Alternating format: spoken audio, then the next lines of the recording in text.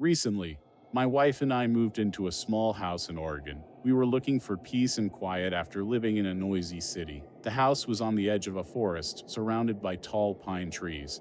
The price was suspiciously low, but the seller explained that it had simply been vacant for a long time. That didn't bother us. We settled in quickly.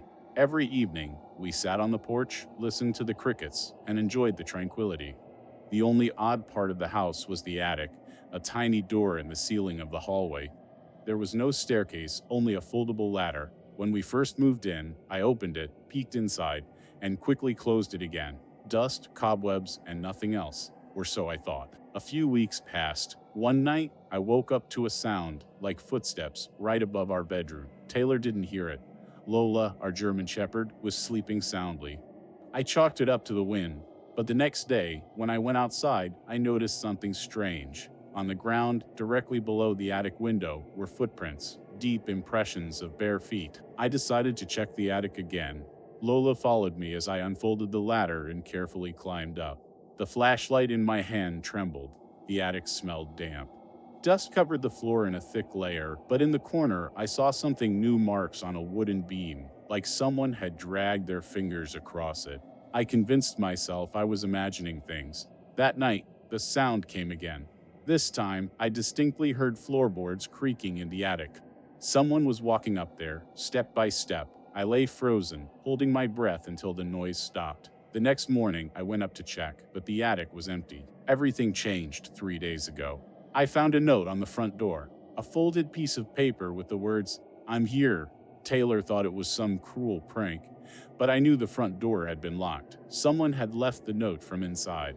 I started checking the attic daily, and every time I found something new. Boxes moved, cobwebs cleared. It felt like someone was living up there, but I never found anyone. 2 nights ago, I woke up to a strange noise. This time, it was a scraping sound, like nails dragging along the wall right above our bed.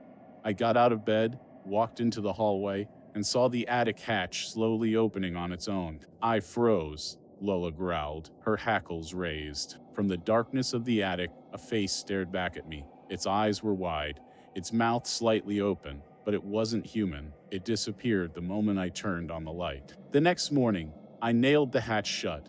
I reinforced it with metal sheets. But last night, I heard footsteps again. This time, they weren't coming from the attic. They were coming from the basement. At sunrise, I stood by the basement door. Lola paced nervously beside me, sensing my tension. The door was shut, as always. But now, as I stared at it, I couldn't shake the feeling that someone was behind it. I hesitated, listening. Nothing. Unlocking the door, I slowly pulled it open. The creak of the hinges was louder than I expected. Lola stayed at the top of the stairs, refusing to follow me down. The basement seemed ordinary. Concrete walls, an old toolbox, a few boxes of Christmas decorations. And yet, I felt uneasy. On the dusty concrete floor, I noticed footprints, narrow, elongated impressions of bare feet. They led to the far corner of the basement and stopped at the wall. I walked closer. The wall looked solid, but something felt off. I ran my hand over the concrete and found a seam. At that moment, I heard a sound behind me, a faint breath, like whisper. I spun around, but no one was there. Lola stood at the top of the stairs, her gaze fixed on something behind me. I quickly left the basement, shutting the door firmly behind me. Taylor was already sitting at the kitchen table, noticing my pale face. "Something in the basement again?" she asked, sipping her tea. I nodded. "We need to call someone.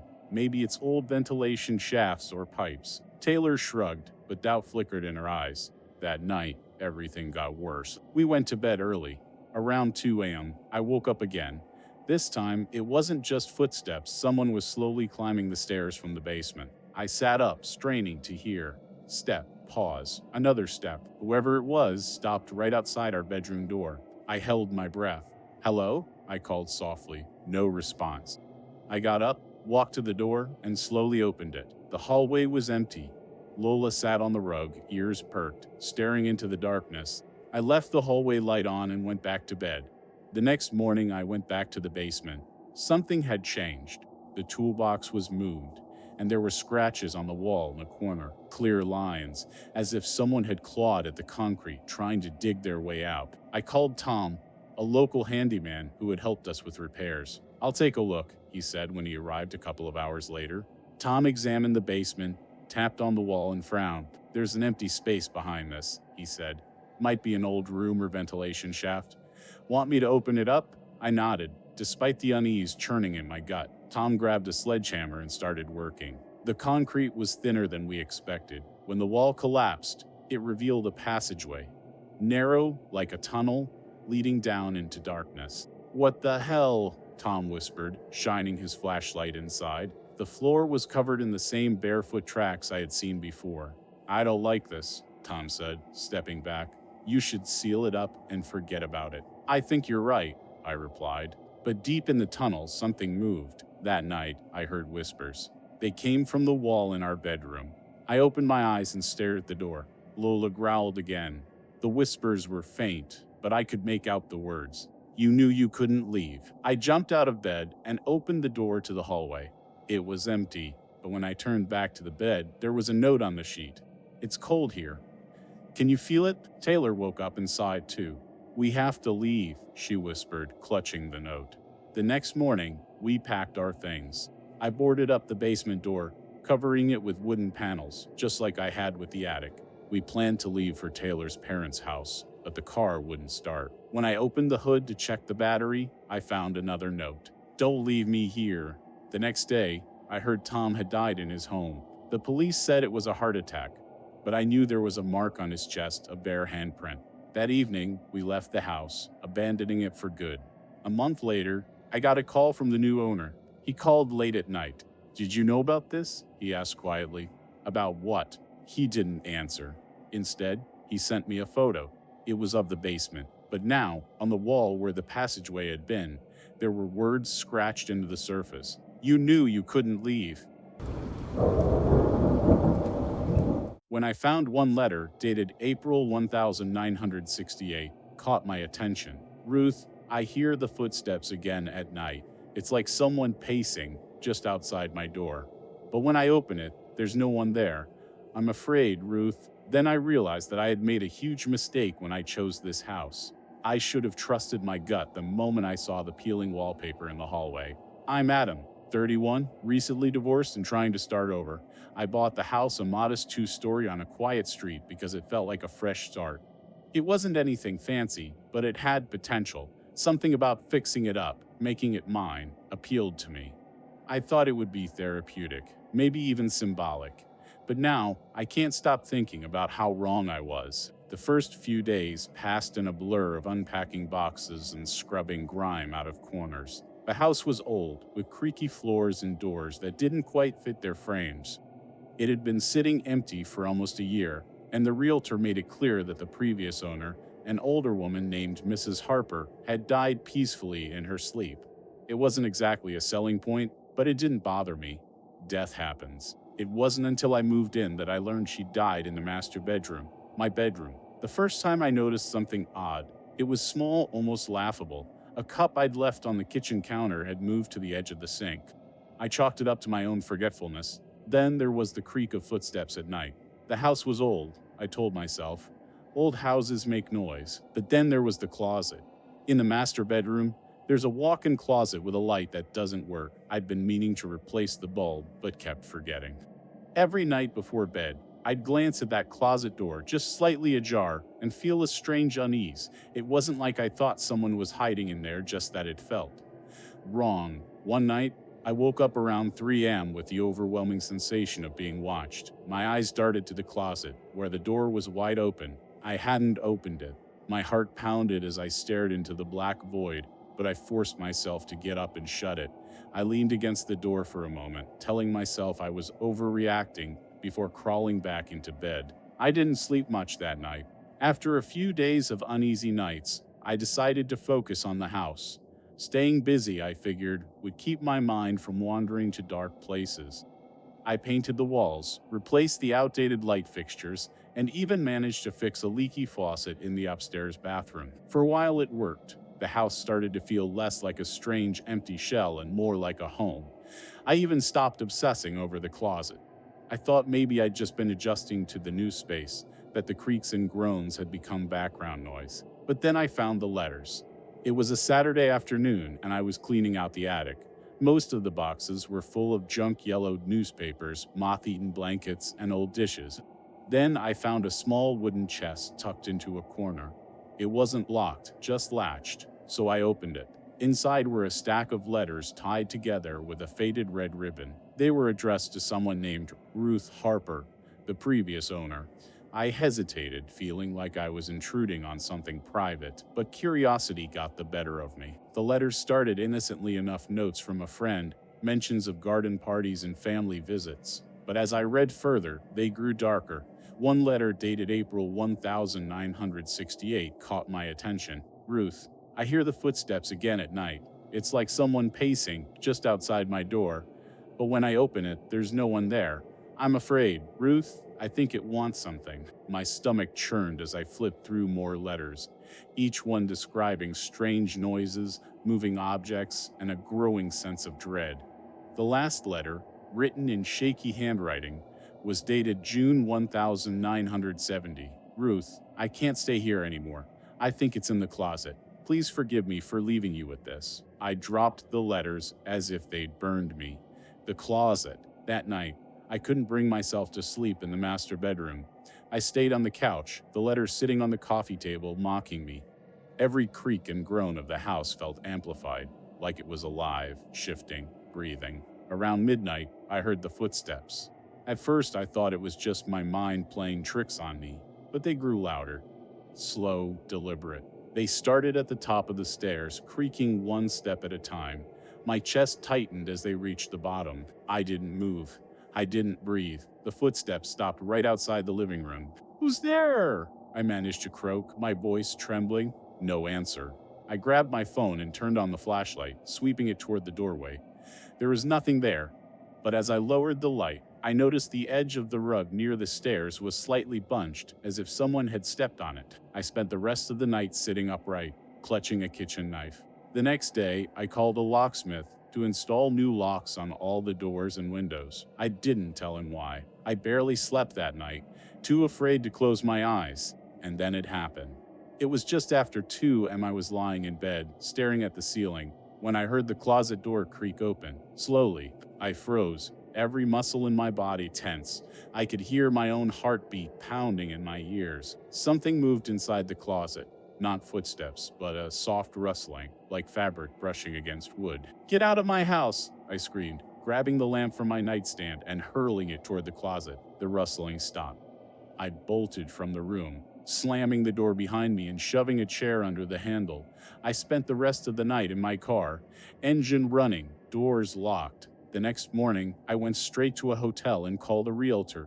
I didn't care about the money, I just needed to get out.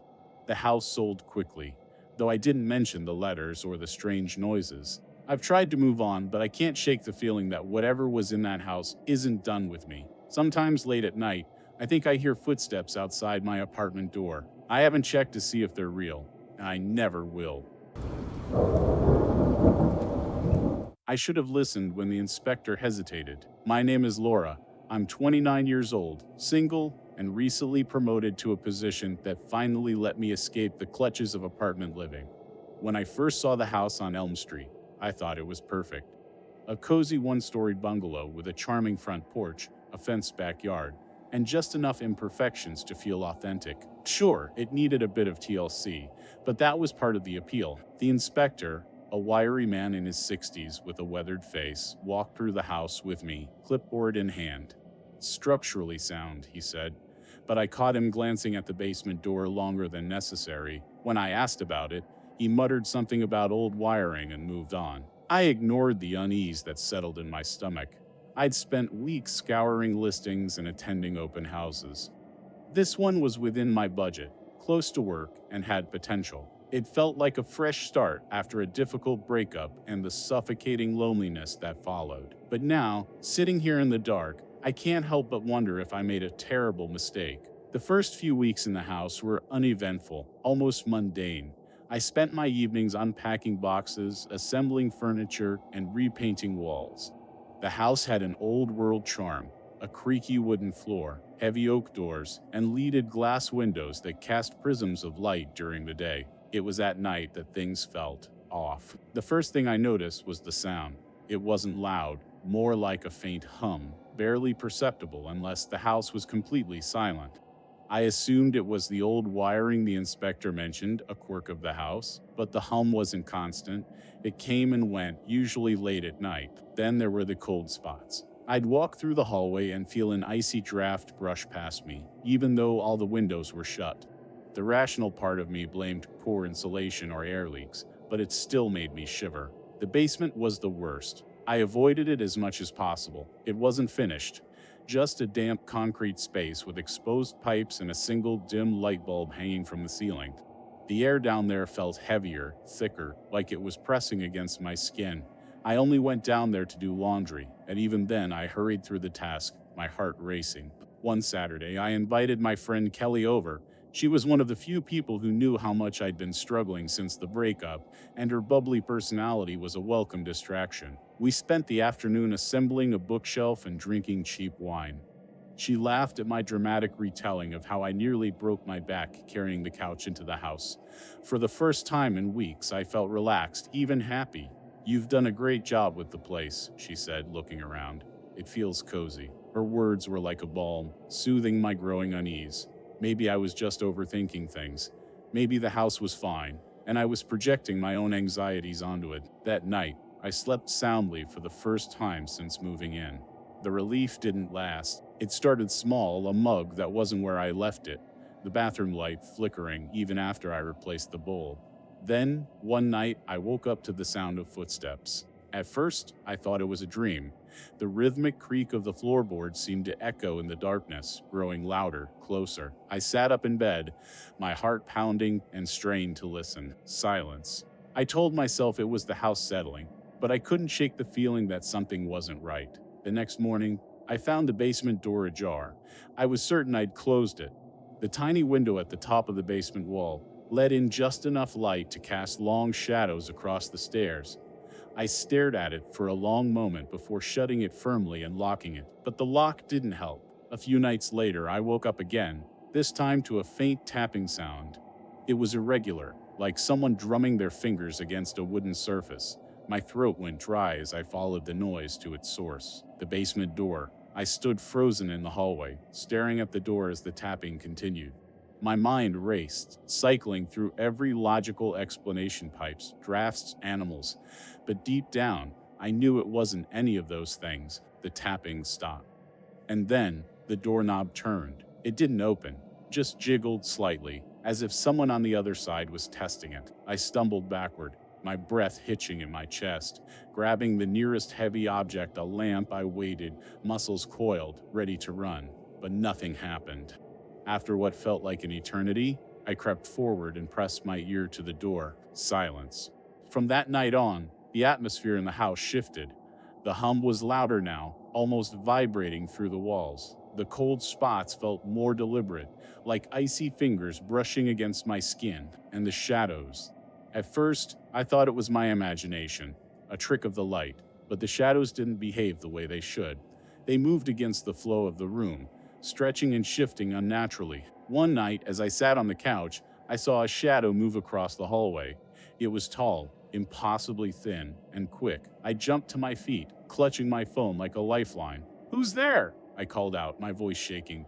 No answer. I grabbed a flashlight and checked every room, every closet, every corner. Nothing.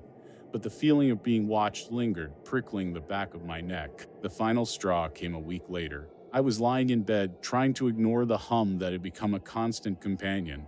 My eyes drifted to the corner of the room, where a faint shadow pooled near the ceiling. As I watched, it began to move. Slowly, deliberately, it stretched downward, elongating until it reached the floor. My breath caught in my throat as it took on a vaguely human shape, tall and gaunt, with hollowed-out features. I couldn't move. I couldn't scream. The shadow turned its head toward me, and though it had no eyes, I felt its gaze piercing through me. Finally, my body jolted into action. I scrambled out of bed, knocking over the nightstand in my haste. The shadow didn't follow, but its presence filled the room, suffocating and cold. I didn't stop running until I was outside, shivering in the pre-dawn light. I sold the house within a month. I didn't care about the financial hit, I just needed to get out. The new owners never asked why I was leaving so soon, and I didn't volunteer an explanation. Now I live in a small apartment with thin walls and noisy neighbors. Sometimes, late at night, I think I hear the hum again, faint and persistent, and I wonder if the house ever really let me go. It started with the basement door. I'm not the type to spook easily. Growing up in the city, you learn to tune out creaks and groans of old buildings. But when I moved into that house, something felt off. I told myself it was just the stress of buying my first home. I was 29, finally done with renting cramped apartments. I'd scraped together a down payment for this modest two-bedroom place on the outskirts of town. It wasn't much, but it was mine. The house was old, built sometime in the 1942. It had charm, arched doorways, wood floors, and a little garden out back. The previous owner, an elderly man named Mr. Crowley, had passed away the year before. His son sold the place to me at a reasonable price, citing too many memories. That should have been my first clue. The first few days were uneventful. I painted walls, unpacked boxes, and marveled at the quiet of suburban life. The only thing that bugged me was the basement door. It was a heavy wooden thing, painted the same dull beige as the kitchen, but it wouldn't stay closed. I'd shut it firmly, hearing the latch click, only to find it ajar later. I figured it was the house settling or a draft. Old houses have quirks, right? One evening, about a week after moving in, I was putting away dishes when I noticed it again. The door, slightly open, just enough for a sliver of darkness to peek through. I sighed, walked over, and shut it hard. This time, I leaned my weight against it to ensure it latched. "Stay closed," I muttered, as if the door could hear me. Later that night, I was brushing my teeth when I thought I heard footsteps downstairs. It was faint, like someone shifting their weight on the wooden floor. I froze, toothbrush halfway to my mouth, straining to hear. Nothing. I told myself it was just my imagination, the echo of my own movements earlier. Still, I locked my bedroom door before climbing into bed. The next day, I decided to check out the basement. I'd been avoiding it, partly because I didn't need to store anything down there yet, and partly because basements creep me out. Armed with a flashlight, I opened the stubborn door and descended the creaky wooden steps. The air was damp and cold, smelling faintly of earth and mildew. The basement was unfinished, just a concrete floor and exposed beams. Against one wall was an old workbench cluttered with rusted tools. Cobwebs hung from the corners like shrouds. As I swept the flashlight beam around, I noticed something odd. Scratches on the inside of the basement door. Long, deep gouges like someone or something had clawed at it. My stomach tightened. Rationality kicked in. Maybe Mr. Crowley had a dog. Maybe the scratches were old, just part of the house's history. I pushed the thought aside and went back upstairs, firmly closing the door behind me. For a few days, everything seemed normal. I settled into a routine: work, gym, evenings on the couch with a beer and some mindless TV. I even convinced myself the basement door thing was over. Then came the night I woke up to the sound of the door creaking open. It was 2:37 a.m., and the house was silent except for that low, agonizing creak. I bolted upright in bed, heart pounding. My first thought was someone's in the house. I grabbed the baseball bat I kept by the bed and crept into the hallway. The door to the basement was wide open. I stood there, gripping the bat so tightly my knuckles turned white, staring into the black void of the stairwell. "Hello?" I called out, my voice trembling. No response. I flipped on the hallway light, took a deep breath, and approached the stairs. I listened intently, but all I could hear was my own shallow breathing. Finally, I shut the door and slid the bolt lock across it. "You're just paranoid," I whispered to myself. Still, I didn't sleep much that night. The final straw came a week later.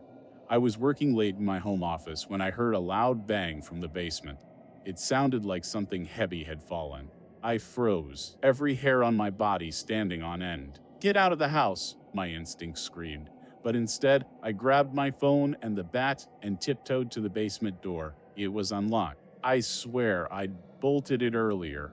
Swallowing hard, I nudged the door open with the bat. The air coming up from below felt wrong, too cold, too still. I descended the stairs, one slow step at a time, phone flashlight cutting through the darkness. Halfway down, I saw it. A wooden chair in the center of the basement, tipped over on its side. I hadn't put it there.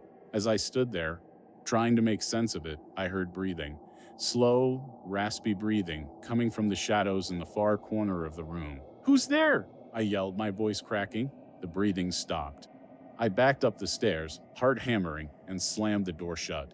This time, I dragged the kitchen table in front of it for good measure. I didn't sleep at all that night. The next morning, I called a locksmith to install a deadbolt on the basement door.